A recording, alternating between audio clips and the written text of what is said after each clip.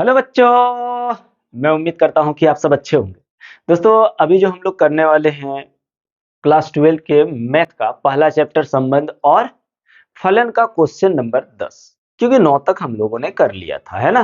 तो चलिए question number 10 करते हैं, उसके बाद फिर आगे बढ़ते हैं। तो भाई चलिए देखते हैं क्वेश्चन नंबर 10 को क्या कह रहा है। क्वेश्चन नंबर 10 में कह रहा है ऐसे संबंध का उदाहरण दीजिए। हाय हाय, ऐसे संबंध का उदाहरण दीजिए जो सम्मित हो। क्या हो दोस्तों? सम्मित हो, परंतु न तो स्वतुल्य हो और न संक्रामक। सम्मित हो पर वो स्वतुल्य और संक्रामक न हो।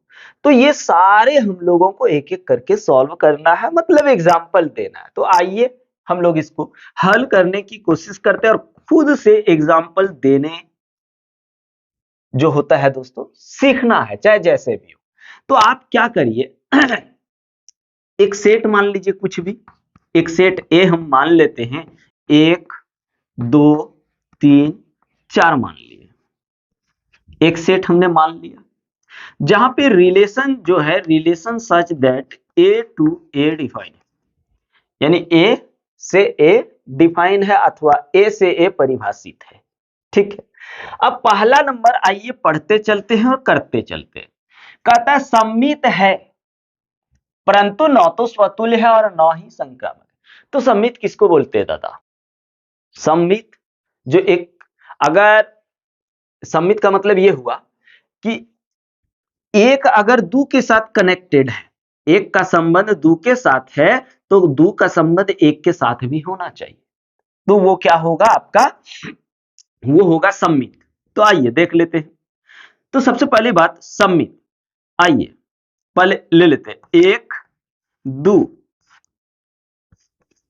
आर बराबर एक दो,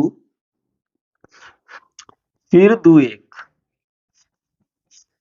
अब यहां समझिए बात को, ये तो सम्मित है, एक का कनेक्शन दो से, दो का कनेक्शन एक से, सम्मित है। क्या ये समतुल्य है? तो समतुल्य का मतलब क्या होता है? खुद का कनेक्शन खुद के साथ, एक का एक के साथ होना चाहिए, दो का दो के साथ होना चाहिए, तीन का तीन के साथ होना चाहिए, चार का चार के साथ होना चाहिए। ये तो है नहीं, तो स्वतुल्य नहीं है।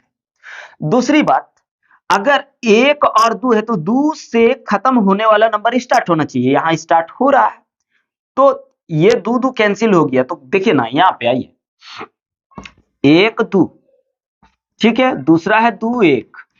अब मान लो दो दो कैंसिल हम कर दिए, तो एक एक होना चाहिए तब जाके संक्रामक होगा। ऐसा है क्या? एक एक नहीं है तो ये संक्रामक भी नहीं है। एगो हम लोगों का उदाहरण मिल गया। दूसरा उदाहरण देखिए थोड़ा सा, कह रहा है संक्रामक हो परंतु न तो स्वतुल्य हो और न ही सम्मित हो।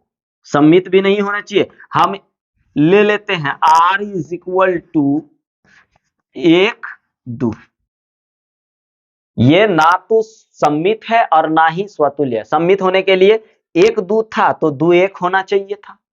स्वतुल्य के लिए क्या क्या होना चाहिए?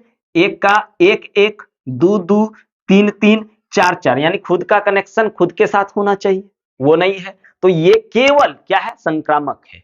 केवल क्या है दोस्तों? संक्रामक है। क्यों? क्योंकि यहां पे इससे स्टार्ट होने वाला नंबर है ही नहीं। स्टार्ट होने वाला नंबर होता तो हम इस तरह से मिलाते, पर स्टार्ट होने वाला नंबर है ही नहीं। तो जब स्टार्ट होने वाला नंबर इससे, लास्ट नंबर से स्टार्ट होने वाला संख्या अगर ना हो, अगर ऐसा संबंध ना हो, तो वो संक्रामक होगा। तो इसका मतलब ये संक्रामक है। आइए तीसरा देखते हैं। तीसरा में क्या बोल रहा है? स्वतुल्य तथा सम्मित हो। स्वतुल्य तथा सम्मित, सबसे पहले स्वतुल्य को देख लेते हैं। स्वतुल्य होने के लिए खुद का कनेक्शन खुद से, खुद का कनेक्शन खुद से, ठीक है। फिर ये अभी स्वतुल्य के लिए हो गया। कह रहा स्वतुल्य तथा सम्मित हो। अब सम्मित के लिए क्या करें? ठीक है, सम्मित के लिए क्या करें भाई? अगर मान लीजिए तीन कनेक्शन दो हमने लिया और दो से स्टार्ट होने वाला एक और नंबर ले लिया, ठीक है। और 1 नंबर ले लिया। तो यहां दू दू खत्म, 3 4 इसमें है कहीं? 3 4 कहीं नहीं है, तो संक्रामक नहीं है। लेकिन ये तो स्वतुल्य है, और जहां से खत्म हुआ था वहां से स्टार्ट हुआ। 3, देखिए 3 दू, दू से फिर किसी जाने दो, किसी में, रुकिए रुकिए रुकिए रुकिए, 3 दू, तो यहां होना चाहिए दू 3, दू 3। अभी तब नहीं हुआ, और जाना होगा आगे। चलिए और जाते हैं। अब हम लोग देखते हैं भाई 1 4।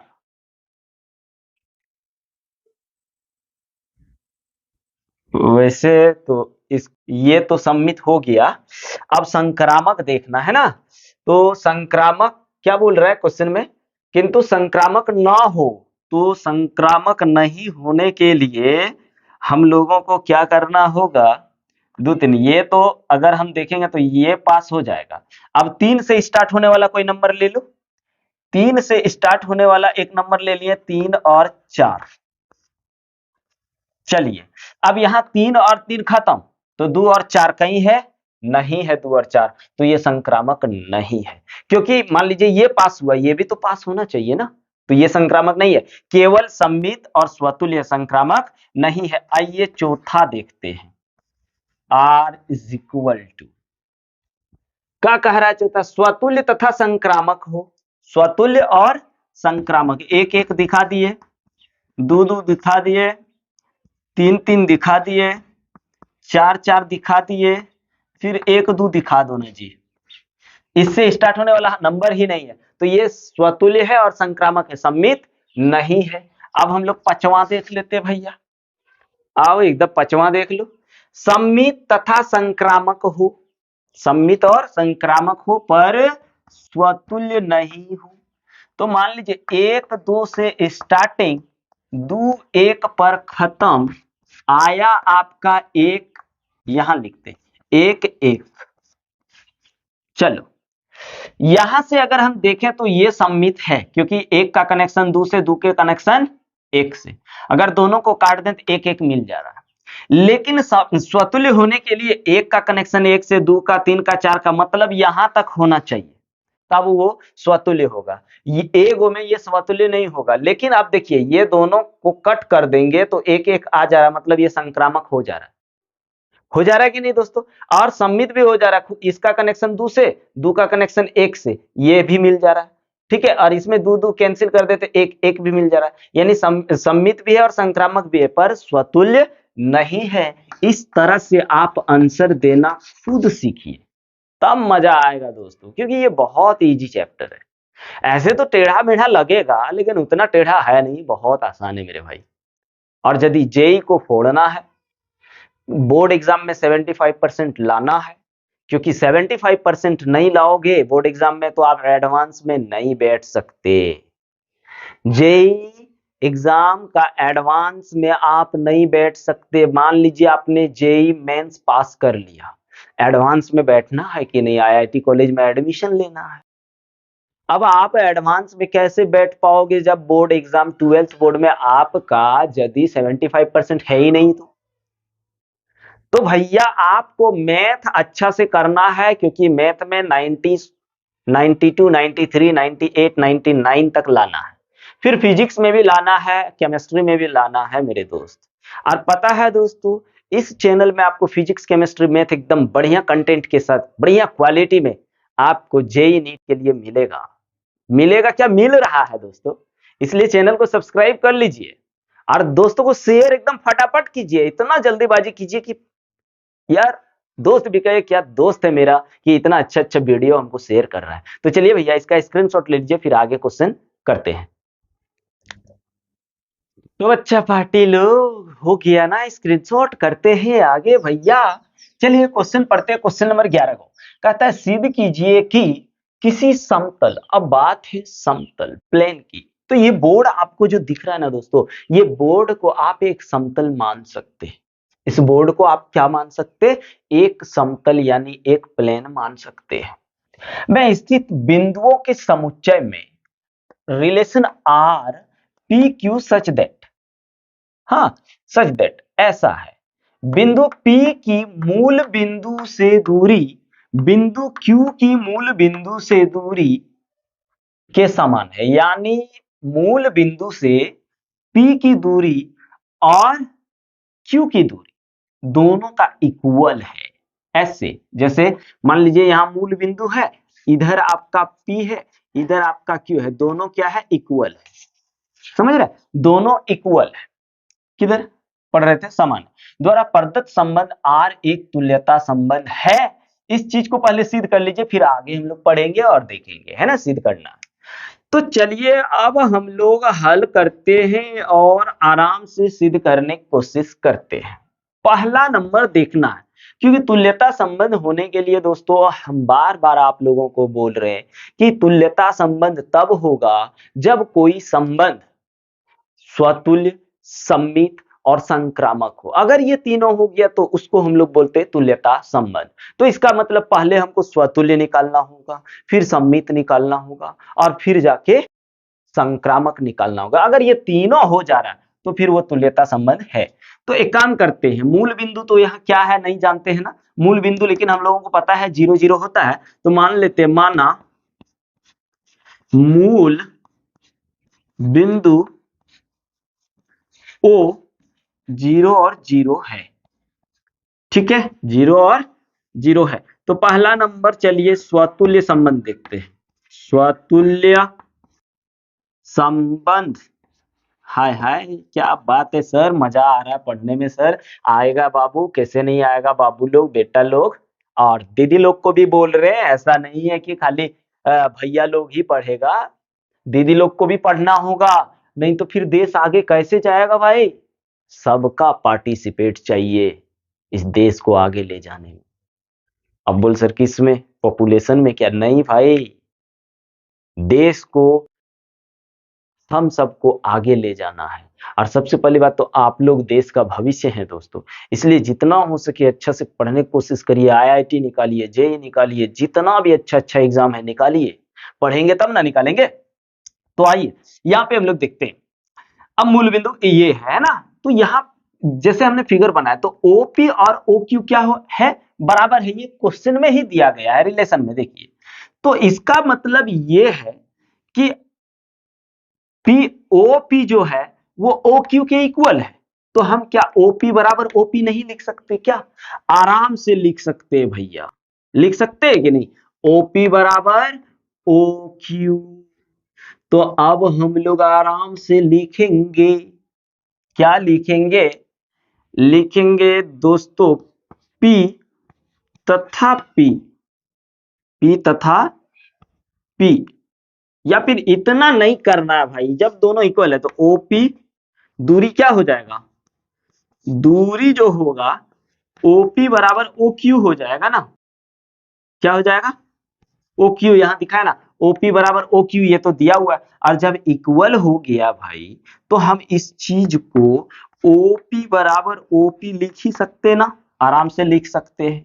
तो ये जब हो गया तो बोलिए P और P जो हुआ बिलोंग्स टू R हुआ कि नहीं, और जब ये हुआ तो ये स्वतुल्य संबंध हुआ कि नहीं, R स्वतुल्य है, स्वतुल्य है। अब हम लोग दूसरा करते हैं, सममित सममित संबंध देखना है। सममित संबंध अगर हो गया तो फिर संक्रामक दिखना है। तो सममित संबंध में क्या है, OP बराबर OQ लिखेंगे। यदि PQ हाँ बिलोंग्स टू R है तो OP बराबर OQ लिख सकते हैं। अब इसको इधर लिखो चाहिए इधर लिखो, बात तो एक ही है, वही बोल रहे। फिर से देखिए, ये दोनों इक्वल है, ई साइड है ये ई साइड है, अगर इधर कर दूं तो काज बड़ा छोटा हो जाएगा, नहीं ना होगा, इक्वल ही ना रहेगा। तो हम इधर उधर कर ही सकते हैं ना।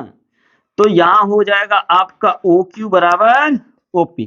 और भाई आपको पता है कि सममित होने के लिए अगर PQ है तो QP होना चाहिए ना। तो यहाँ पे आप देखिए आपका यहाँ क्या आया, QP बिलोंग्स टू R हुआ, तो ये भी क्या हुआ, सममित हुआ कि नहीं, R सममित है।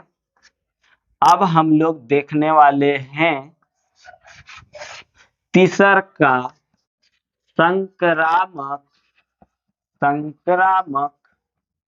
संबंध, ठीक है ना। संक्रामक संबंध देखने वाले हैं दोस्तों।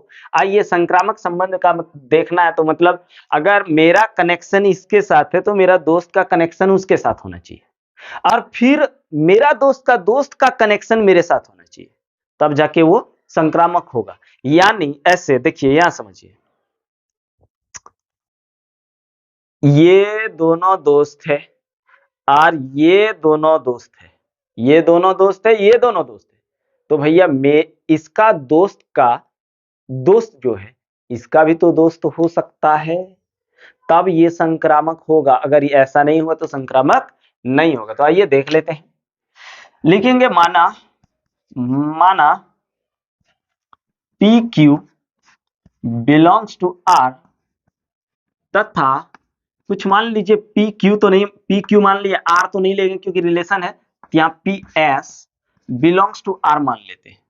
तो अगर ये चीज था तो पहले क्या था, ओपी बराबर ओ क्यू, तो बताइए ये भी तो वही हो जाएगा, ओपी बराबर पी एस नहीं भाई, क्यू एस ओ क्यू बराबर ओ एस हो गया। अब देखो ओ क्यू और ओ क्यू कट जाएगा, तो ये अब ऐसे नहीं समझ में आ रहा, ओपी जो है ओ क्यू के बराबर है, ये दोनों बराबर है, फिर ओ क्यू जो है ओ एस के बराबर है, यानी ये ओ क्यू इसके बराबर है, तीनों को मिला देंगे तो ये दोनों बराबर नहीं होगा का, एकदम होगा। तो इसका मतलब ओ पी बराबर ओ क्यू है, ओ क्यू बराबर ओ एस है, तो ओ क्यू की जगह हम ओ एस तो रख ही सकते ना। तो यहां हो गया ओ पी बराबर ओ एस, इसलिए क्या हो जाएगा मुन्ना, P S belongs to R होगा मुन्ना, और यदि ये हो गया तो क्या हो जाएगा, आर संक्रामक होगा, संक्रामक है। अब लिखेंगे चूंकि आर स्वतुल्य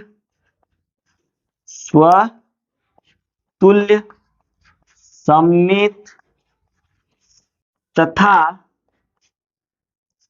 संक्रामक है।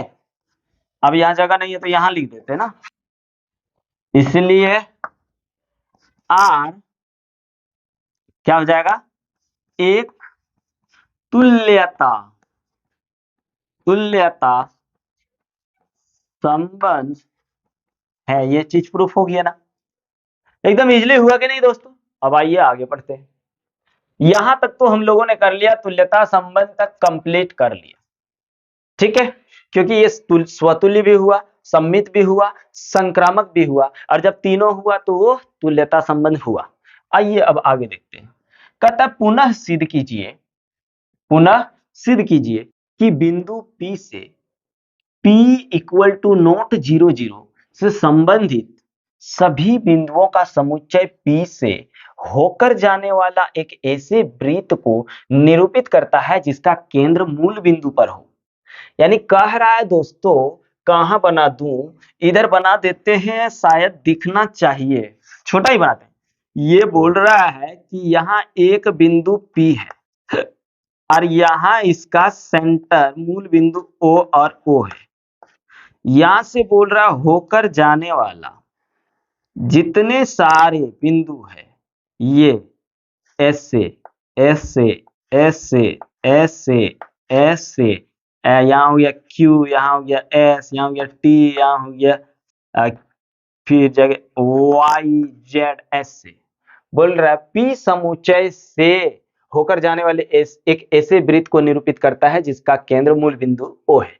तो ये एक दूसरे से सब संबंधित है, क्यों, क्योंकि आप यहाँ OP बराबर OQ हो जाएगा, क्योंकि ये वृत्त की क्या है दोस्तों, त्रिज्या है, और हमको पता है कि किसी एक वृत्त में आप अनेकों अनेक यानी अनंत त्रिज्याएं खींच लो, सब क्या होगा, बराबर होगा। इसका मतलब OP बराबर OS बराबर OT बराबर OY बराबर OZ बराबर OQ सब इक्वल होगा। यही चीज कह रहा, कि संबंधित होगा एक दूसरे से। तो एक वृत्त में चाहे आप लाखों, करोड़ों, अरबों, खरबों जो भी हो आप खींच लीजिए, सब आपका क्या होगा, इक्वल होगा, एक दूसरे से संबंधित होगा। लेकिन मेन क्वेश्चन यहीं तक है, इधर बस उतना में ही हो गया, हुआ कि नहीं, कोई टेंशन ही नहीं है। कितना आसानी से क्वेश्चन सॉल्व होता है। तो दोस्तों अगर समझ में आ रहा हो, एकदम आना ही चाहिए, आ रहा हो मतलब क्या, एकदम आना ही चाहिए। दोस्तों चलिए इसका स्क्रीनशॉट लीजिए। लेकिन एक बात बता दे रहे हैं, बहुत ऐसे बच्चे जब वीडियो देखते हैं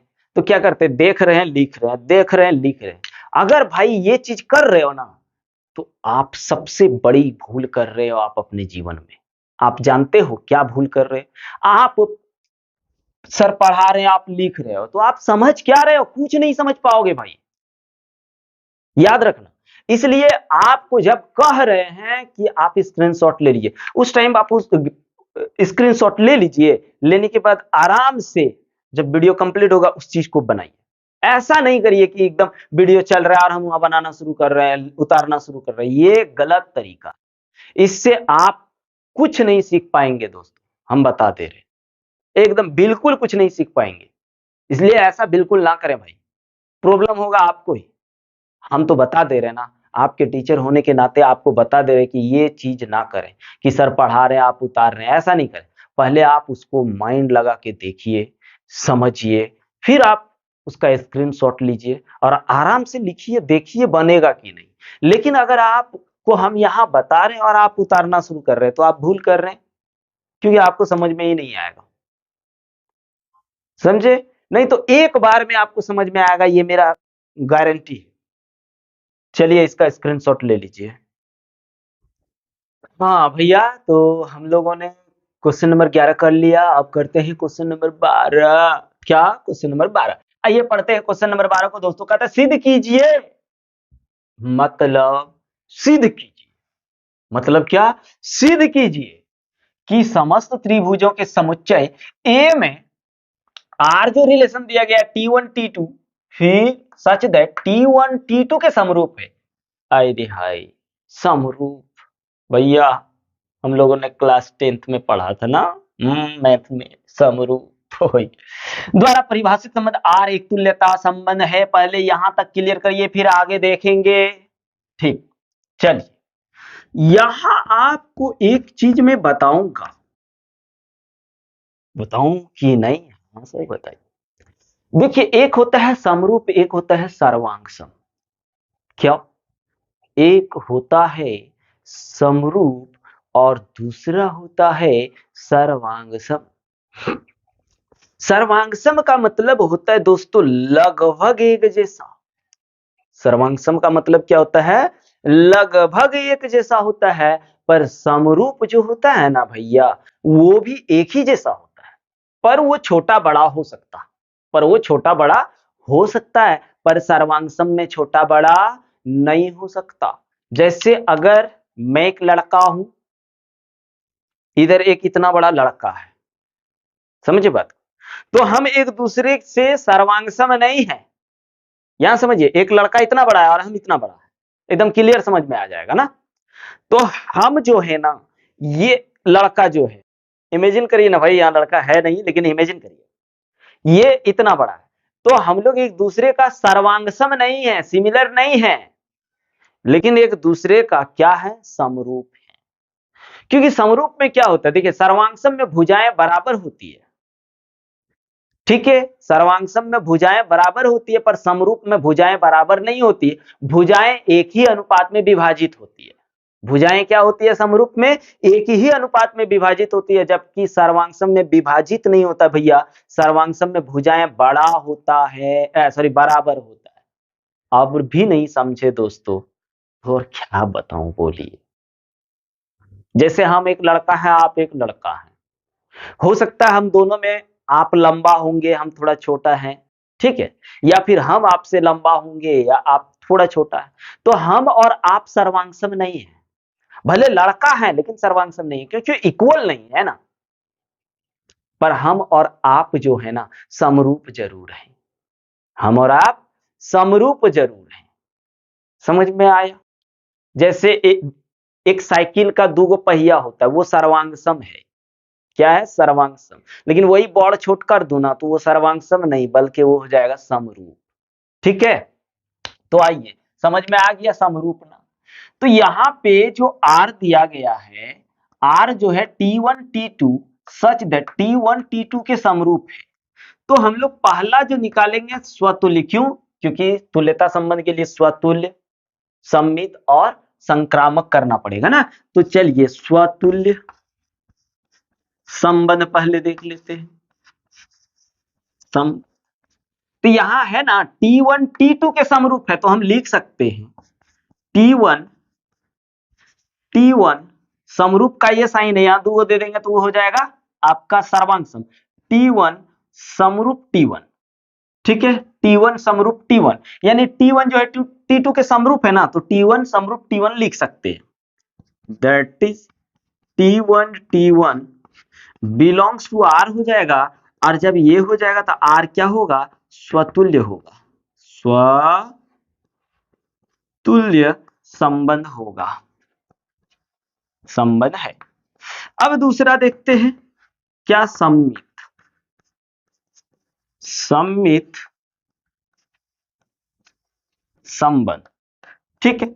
सम्मित संबंध में हम यहां देख लेते हैं दोस्तों, दिया है कि T1 T2 belongs to R है, तो हमको T2 T1 दिखाना है, ये ना दिखाना है। तो अब यहां देखिए, दैट इज T1 जो है समरूप है T2 का। अगर T1 समरूप है T2 का तो इसको इधर और इसको इधर तो कर ही सकते हैं ना भैया। तो T2 समरूप है T1 का। दैट इंप्लाइज या implies that T2 T1 belongs to R हुआ, इसलिए R क्या हुआ? R सम्मित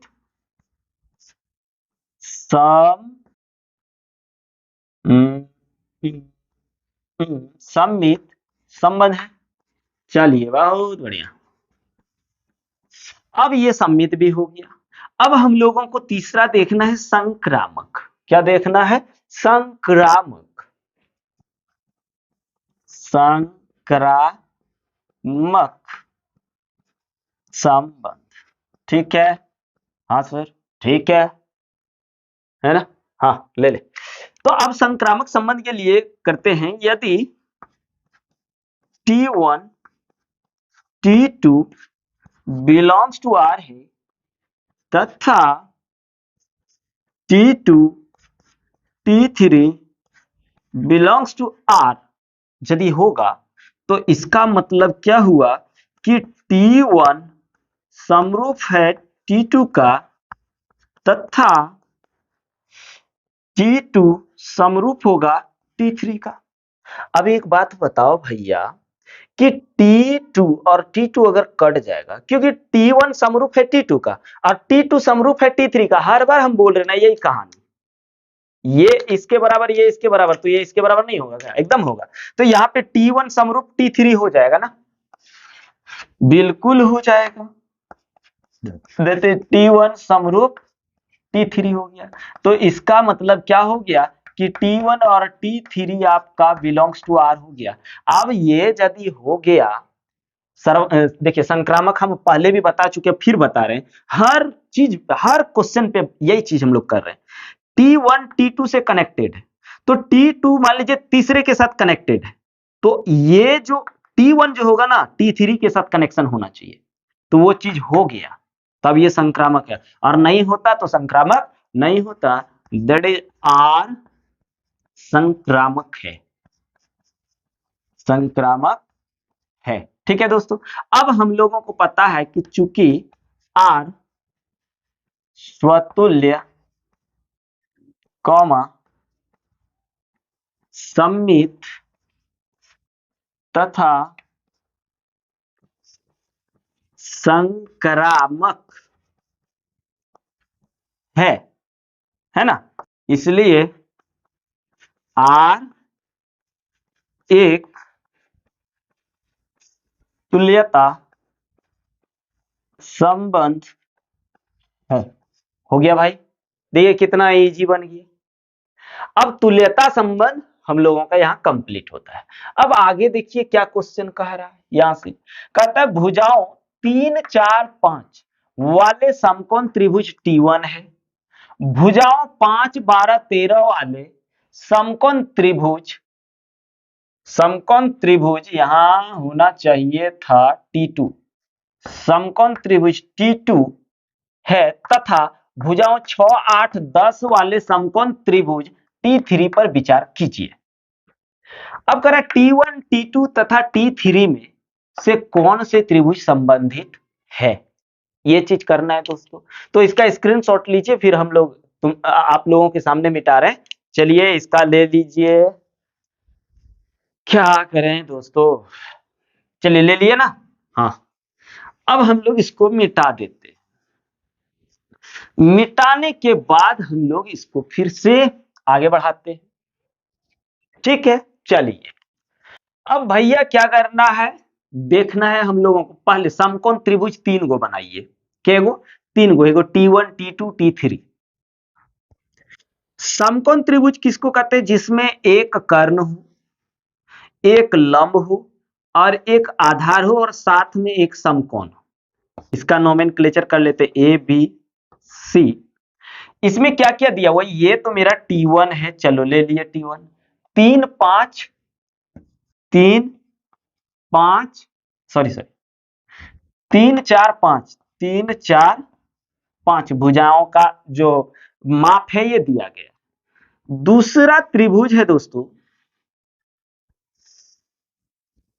इसको अपन कर लेते हैं डी ई एफ।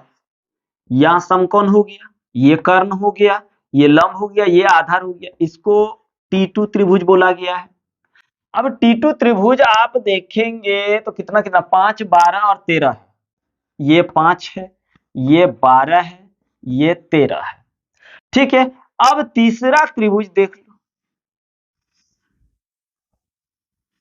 चलिए तीसरा त्रिभुज कर लिए, ये कर लेते हैं पी क्यू आर, यहां समकोण त्रिभुज बन गया। ये हो गया आपका T3, ठीक है। इसमें क्या माप दिया गया, 6, 12, नो नो नो 8, 10, ठीक है, बहुत बढ़िया।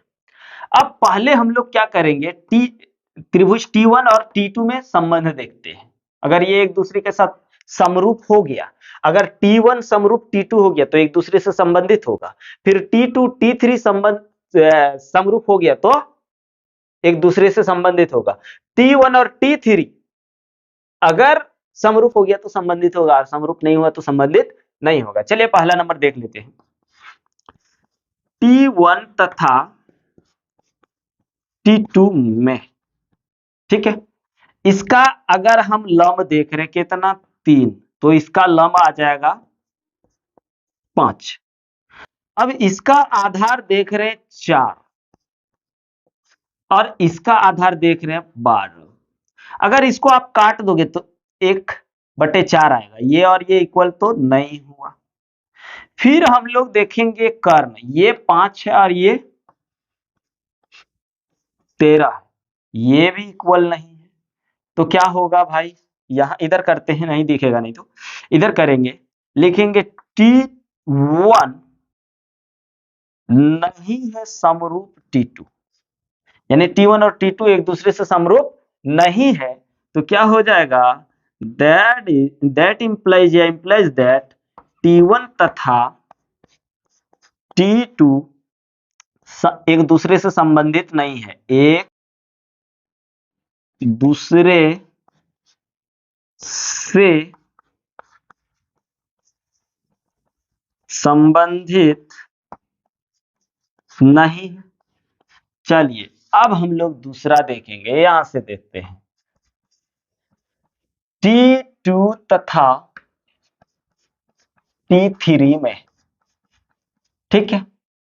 T2 में लंब कितना है, 5,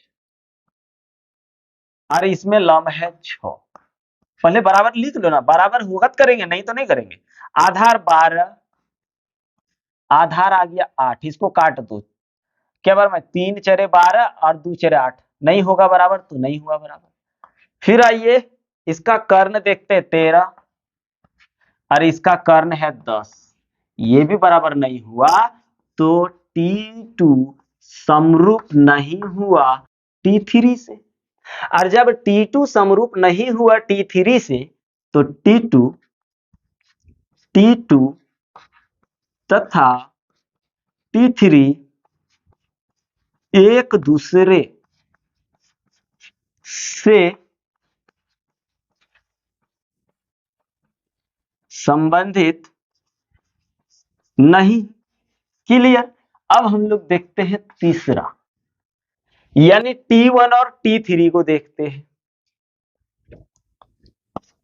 T1 तथा T3 में, ठीक है दोस्तों, T1 तथा T3 में इसका लंब कितना है? 3 है। चलिए 3, इसका लंब कितना है? 6, ठीक है। अब यहां देखते हैं, इसका आधार कितना है? 4, इसका आधार है 8। अगर आप इसको काटोगे तो 1 2 1 2, यानी 1/2 1/2 बराबर हो रहा है। इसका कर्ण है 5 और इसका कर्ण है 10, ये भी काटोगे एक बार 2 बार, यानी एक चीज देखें, 1/2 बराबर 1/2 बराबर 1, 1/2 सब बराबर है या नहीं?